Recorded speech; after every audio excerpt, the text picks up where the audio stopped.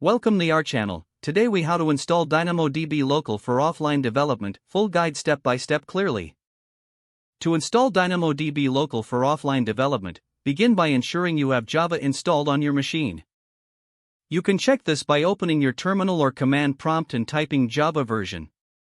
If Java is not installed, download and install the latest version from the official Oracle website or adopt OpenJDK. Next, navigate to the Amazon DynamoDB Local download page on the AWS website.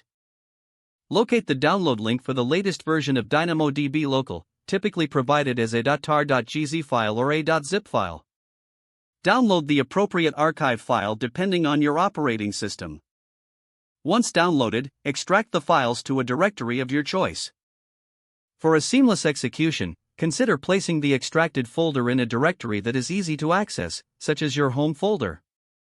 Open your terminal or command prompt and navigate to the folder where you extracted DynamoDB Local.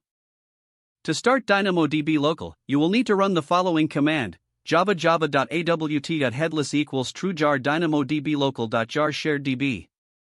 This command initiates the server and uses a shared database file. Once the server starts, you'll see startup messages indicating that DynamoDB Local is running. You can now access the local instance of DynamoDB at the default endpoint, http://localhost 8000.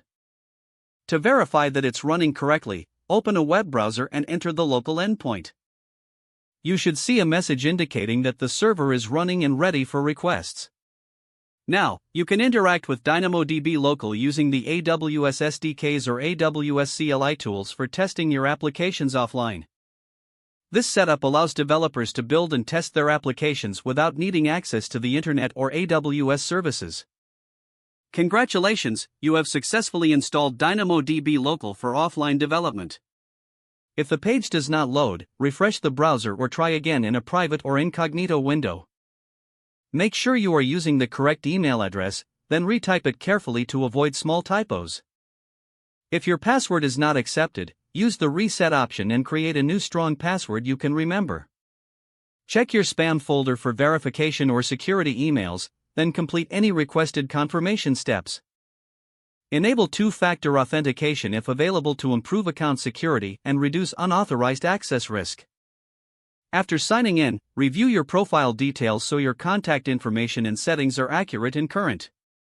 If you see an error message, note it down and try again after restarting your device and internet connection. Log out when you finish, especially on shared devices, to keep your account and payment information secure.